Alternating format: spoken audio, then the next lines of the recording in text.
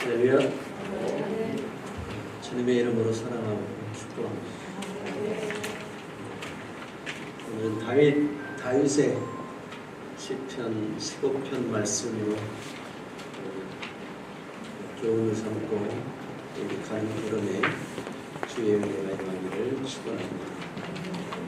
다윗은 우리가 잘 아는 대로 이새의 막내 아들로 태어났죠. 그가 목동으로 있을 때 사무엘 선지자가 이스라엘의 왕을 새로 삼기 위해서 기름 부음을 위해 그 집에 방문했을 때 다윗은 그 자리에 초청받지 못했습니다. 막내이기 때문에 양을 치는 목동의 소임을 다할 그 자리에 자리를 지키고 있었습니다.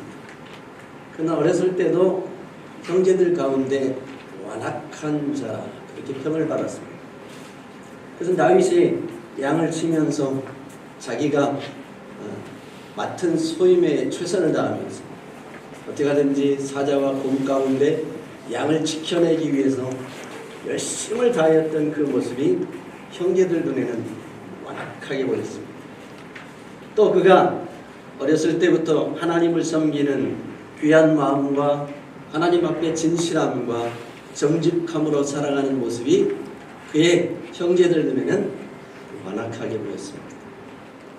그리고 다윗은 블레셋을 무찌르고 이스라엘의 위기 가운데 구원해 냈을 위에도 칭찬받고 존경받고 사랑받아야 되지만 시기와 질투 가운데 그가 십수년 동안 죽음의 사지를 경험을 해야만 했습니다. 늘 언제든지 다리 뻗고 자지 못하고 죽을 고비를 넘겨가며 그렇게 하나님 앞에서 시간들을 보냈습니다.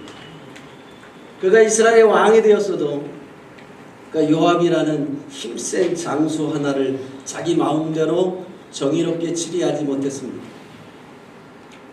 요압이 네레아의 아들 아브넬을 죽이고 아마샤를 자기 마음대로 죄 없는 장군을 죽였을 때 하나님께서 자기에게 맡겨준 이스라엘의 왕이라는 직책을 가지고 권위를 가지고 바로 처리해야 됐는데 그 힘 앞에 그는 그렇게 하지 못했습니다.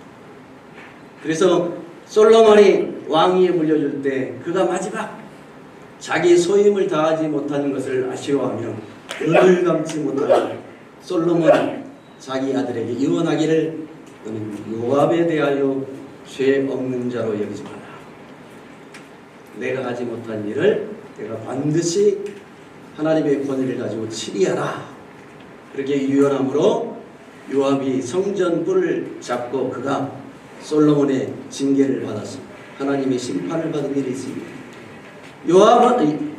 다윗은 이렇게 평생을 살아가면서 하나님 앞에서 자신이 받은 어떤 환경과 위기 가운데도 하나님과 동행했던 사람입니다.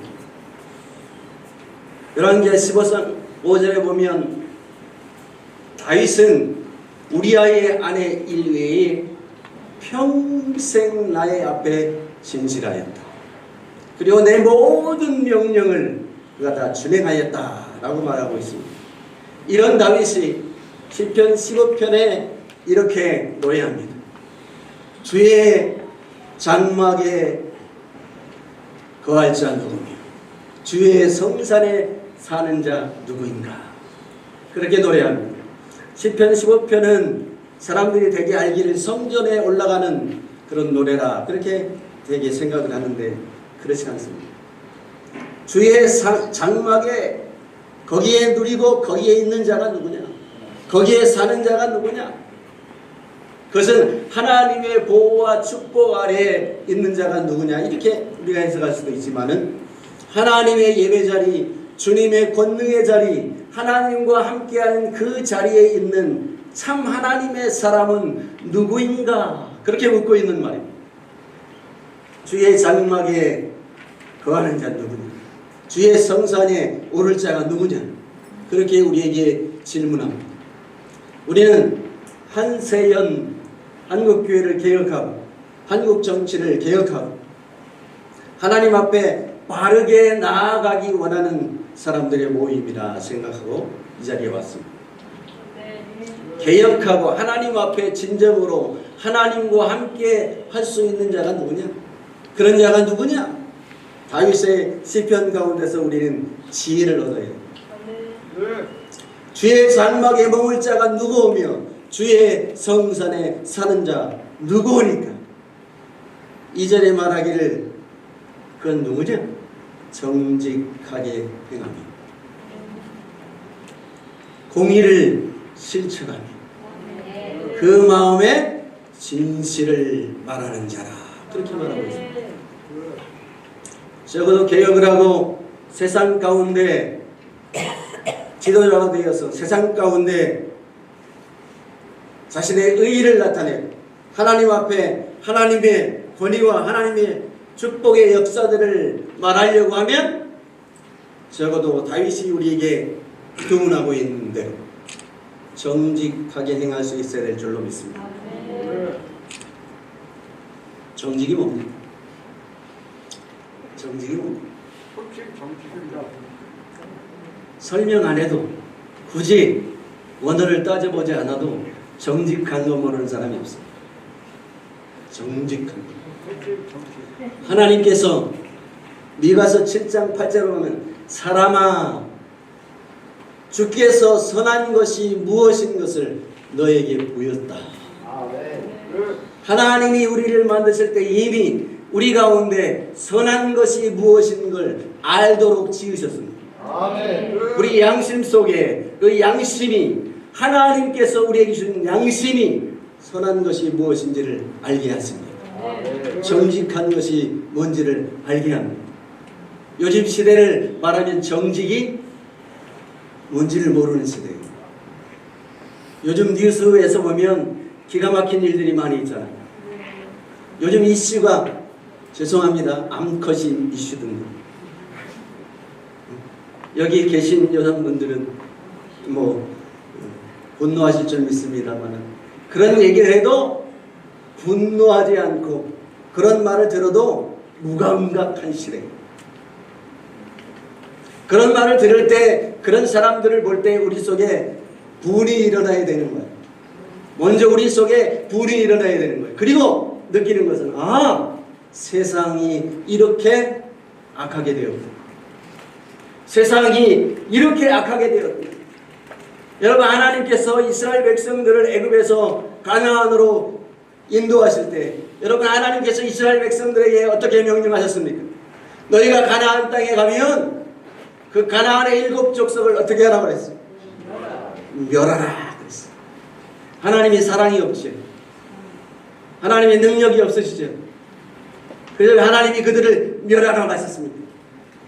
하나님은 이스라엘 백성들을 광야에서 40년 동안 뺑뺑이를 돌려가면서 애굽에 있었던 모든 문화의 잔재들을 다 없애시기를 원했습니다.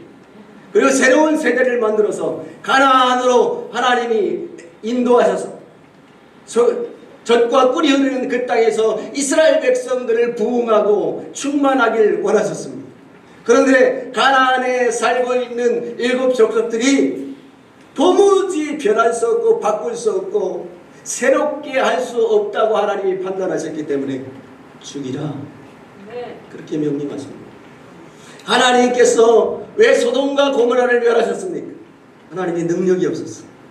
의인열이 없었어. 그 땅은 도무지 바꿀 수 없는 상태가 되었기 때문에 하나님이 그 땅을 멸하신 것입니다. 마지막 때에 이 땅에 하나님께서 불로 심판하게 되는 이유가 무엇이겠습니까? 도무지 바꿀 수 없는 상태가 되었을 때 하나님은 심판하시는 것입니다. 우리는 그것을 막아보자고 개혁하는 자리에 서 있는 것입니다. 그러나 개혁하는 사람이 앞선 사람이 진실해야 돼요. 정직해야 돼요. 정직하지 못한 사람 남 앞에 설 수 없습니다.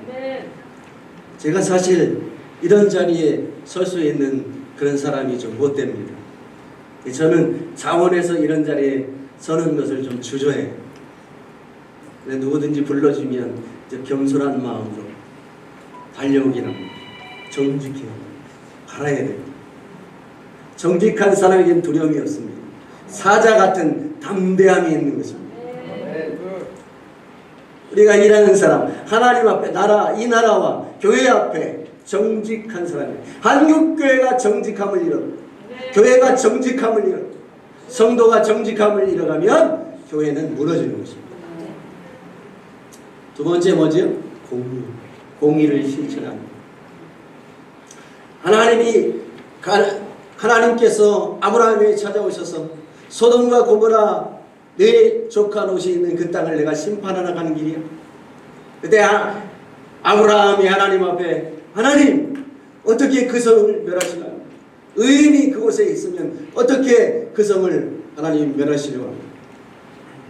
그럴 때 이 아브라함이 하는 말이, 심판하시는 이가 공의를 행해야 되지 않겠습니까?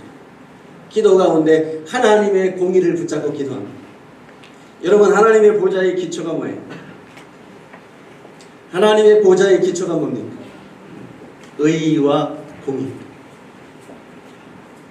하나님의 보좌의 기초가 공의와 정의라는 것. 하나님이 심판하실 때 공의롭지 못하면 어떻게 되겠습니까? 임금이 공의롭지 못하면 그 나라는 망하는 것입니다. 우리는 경험했습니다. 5년 동안. 대통령이 공의롭지 못하고 자기 편을 들어서 행할 때 어떻게 나라가 무너지는지를 잘 보았습니다. 여러분, 개혁자가 공의를 잃어버리면 아무것도 할 수 없습니다. 내 편은 무조건 의롭고, 내 편은 다 이해가 되고, 내 편은 무슨 일에도 노면 쓰고, 상대편은 다 불륜이고, 공의로워야 돼요.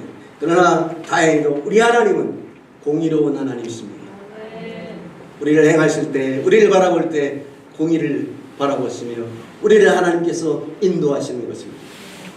우리 가운데 공의를 잃어버리지 말기를 주님의 이름으로 축원합니다. 이 일을 하실 때 내 편이든 남의 편이든 진정고 바른 것이 무엇인가를 가지고 나아가야 개혁하는 것입니다. 내가 원하는 목표를 위해서, 내가 원하는 이념을 위해서 수단과 방법을 가리지 않는 것은 공산주의입니다. 하나님의 사람들은 공의롭고 정의로워요. 하나님께서 우리에게 주신 그 뜻과 그 길을 따라가는 것입니다. 그리고 그 마음에 진실이 있어야 됩니다. 그 마음에 진실함이 있어야 됩니다. 진실함이 있어 진정으로 사랑하는 마음이 있어야 됩니다. 여러분, 믿음이 무엇입니까? 예수를 영접하는 것입니까? 예수를 영접하면 성령께서 내 안에 거하시는 것입니까? 아니면 성령 세례를 받아서 방언을 하고 또 심오하고 특별한 하나님의 은혜의 말씀 가운데 나아가는 것입니다. 여러분, 유튜브에서 재미난 요즘 광고가 있습니다. 혹시 보시는 분이 있을지 모르겠습니다. 왜 JMS에 나오는지 여러분 아십니까? 첫째는 차원이 다른 말씀이 있기 때문입니다. 여러분, 차원이 다른 말씀이 믿음입니까? 깊이 생수를 퍼올리는 깊은 물에서 생수를 퍼내 하나님의 말씀을 쪼개고 가르치는 것이 믿음입니까? 하나님의 말씀은 쪼개고 퍼내는 것이 아닙니다. 하나님의 말씀은 그대로 순종하는 것입니다. 하나님이 우리께서 말씀하신 그 말씀대로 우리가 살아가는 것입니다. 진실해라. 그럼 진실하려고 애쓰고 노력하는 것입니다. 공의로운 사람이 되어라 하면 공의를 따라가려고 애쓰고 노력해야 되는 것입니다. 공의로운 것입니다. 그건 최대 공의입니다. 미스파트라는 말도 있습니다. 공의는 심판하시는 의로운 하나님의 본성을 나타내는 것입니다. 그런 의미를 알면 무엇하겠습니까? 진실하고 공의롭게 행하고 나갈 때 그것이 진정으로 공의롭고 진정한 삶이 되는 것입니다. 또 진실해야 됩니다. 진실함이 없을 때 우리에게는 거짓과 욕심과 아집만이 남게 되는 것입니다. 사랑하는 이 모인 모든 개혁자 여러분, 주님 앞에 진실로 행하시길 바랍니다. 공의롭기를 원하십니다. 정의롭기를 원하십니다. 그래서 정말로 이 나라와 교회를 개혁하시는 저와 여러분이 되시길 주의 이름으로 축원합니다.